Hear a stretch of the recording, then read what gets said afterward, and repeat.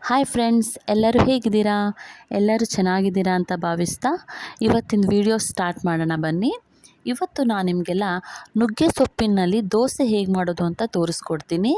ಇಲ್ಲಿ ನೋಡಿ, ಇವಾಗ ನಾನು ಫ್ರೆಶ್ ಆಗಿರೋ ನುಗ್ಗೆ ಸೊಪ್ಪನ್ನು ತೊಗೊಂಡಿದ್ದೀನಿ. ಫ್ರೆಂಡ್ಸ್, ಇದು ನಮ್ಮನೆ ಗಿಡದಲ್ಲೇ ಬೆಳೆದಿರೋದು.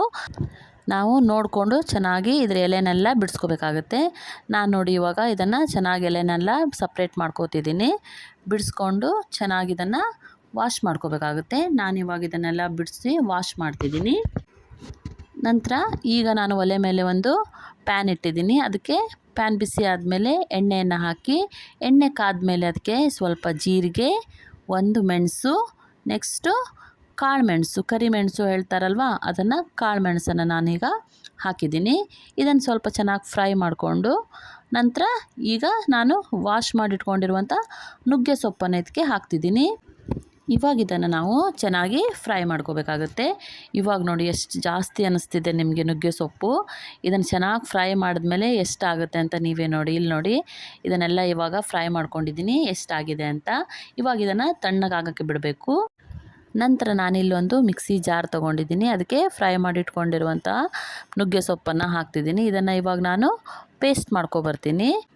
ಇಲ್ಲಿ ನೋಡಿ, ಇವಾಗ ನಾನು ಇಲ್ಲಿ ದೋಸೆ ಹಿಟ್ಟು ರೆಡಿ ಇದೆ. ನಾನು ಈ ದೋಸೆ ಹಿಟ್ಟಿಗೆ ಇವಾಗ ಪೇಸ್ಟ್ ಮಾಡ್ಕೊಂಡು ಬಂದಿರುವಂಥ ನುಗ್ಗೆ ಸೊಪ್ಪನ್ನು ಇದಕ್ಕೆ ಮಿಕ್ಸ್ ಮಾಡ್ತೀನಿ. ಇಲ್ಲಿ ನೋಡಿ, ಇವಾಗ ನಾನು ಮಿಕ್ಸ್ ಮಾಡಿದ್ದೀನಿ. ಇವಾಗ ಚೆನ್ನಾಗಿ ಕಲಿಸ್ಕೋಬೇಕಾಗುತ್ತೆ. ಇಲ್ಲಿ ನೋಡಿ, ಇವಾಗ ನಾನು ಚೆನ್ನಾಗಿ ಕಲಿಸ್ಕೋತಾ ಇದ್ದೀನಿ. ಈ ಟೈಮಲ್ಲಿ ನಿಮಗೆ ಸ್ವಲ್ಪ ನೀರು ಬೇಕು ಅನಿಸಿದ್ರೆ ನೀವು ಪೇಸ್ಟ್ ಮಾಡಿರುವಂಥ ಜಾರ್ ಇರುತ್ತಲ್ವ, ಅದಕ್ಕೆ ಸ್ವಲ್ಪ ನೀರನ್ನು ಹಾಕಿ ಕಲಿಸ್ಕೊಂಡು ಇದಕ್ಕೆ ಸೇರಿಸಿದ್ರು ನಡೆಯುತ್ತೆ. ಇವಾಗ ಇದಕ್ಕೆ ನಾನು ಇಲ್ಲಿ ನೋಡಿ ಸ್ವಲ್ಪ ನೀರನ್ನು ಮಿಕ್ಸ್ ಮಾಡಿ ಹಾಕಿದ್ದೀನಿ ಜಾರಿಗೆ. ಇವಾಗ ಇದೇ ಟೈಮಲ್ಲಿ ಇದಕ್ಕೆ ಎಷ್ಟು ಬೇಕೋ ಅಷ್ಟು ರುಚಿಗೆ ತಕ್ಕಷ್ಟು ಉಪ್ಪನ್ನು ಹಾಕಿ ಚೆನ್ನಾಗಿ ಕಲಿಸ್ಕೊಂಡಿದ್ದೀನಿ. ಇವಾಗ ನಾನು ದೋಸೆಯನ್ನು ರೆಡಿ ಮಾಡೋಣ ಬನ್ನಿ.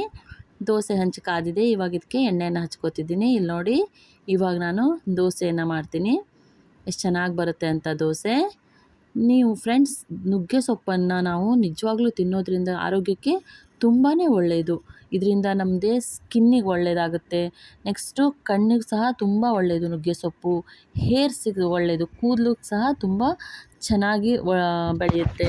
ಸೊ ನಾವು ನುಗ್ಗೆ ಸೊಪ್ಪನ್ನು ನೆಗ್ಲೆಕ್ಟ್ ಮಾಡೋಂಗೆ ಇಲ್ಲ. ನಾವು ನುಗ್ಗೆ ಕಾಯನ್ನಷ್ಟೇ ಯೂಸ್ ಮಾಡ್ತೀವಿ. ನುಗ್ಗೆ ಸೊಪ್ಪನ್ನು ಆಲ್ಮೋಸ್ಟ್ ಯಾರೂ ಯೂಸ್ ಮಾಡೋಕ್ಕೆ ಮನಸ್ಸು ಮಾಡಲ್ಲ. ಸೊ ನುಗ್ಗೆ ಸೊಪ್ಪನ್ನು ತಿನ್ನೋದ್ರಿಂದ ನಮ್ಮ ಆರೋಗ್ಯಕ್ಕೆ ತುಂಬ ಒಳ್ಳೆಯದು. ಫ್ರೆಂಡ್ಸ್, ನೀವು ಇದನ್ನು ಈ ನುಗ್ಗೆ ಸೊಪ್ಪನ್ನು ಈ ಥರ ದೋಸೆ ಮಾಡ್ಕೊಂಡು ತಿನ್ನೋದ್ರಿಂದ ತುಂಬ ಚೆನ್ನಾಗಾಗುತ್ತೆ. ನೀವು ಒಂದ್ಸಲ ಟ್ರೈ ಮಾಡಿ. ಇಲ್ಲಿ ನೋಡಿ ಎಷ್ಟು ಚೆನ್ನಾಗಿ ಬಂದಿದೆ ಅಂತ ದೋಸೆ, ಎಷ್ಟು ಸಾಫ್ಟಾಗಿ ಸೂಪರಾಗಿ ಬಂದಿದೆ ಅಂತ ಹೇಳಿ. ಇವಾಗ ನಾನು ಇದೇ ಥರ ಇನ್ನೊಂದೆರಡು ದೋಸೆ ಹಾಕಿ ತೋರಿಸ್ತೀನಿ. ಇಲ್ಲಿ ನೋಡಿ, ಇವಾಗ ಮತ್ತೆ ದೋಸೆ ಮಾಡ್ತಿದ್ದೀನಿ.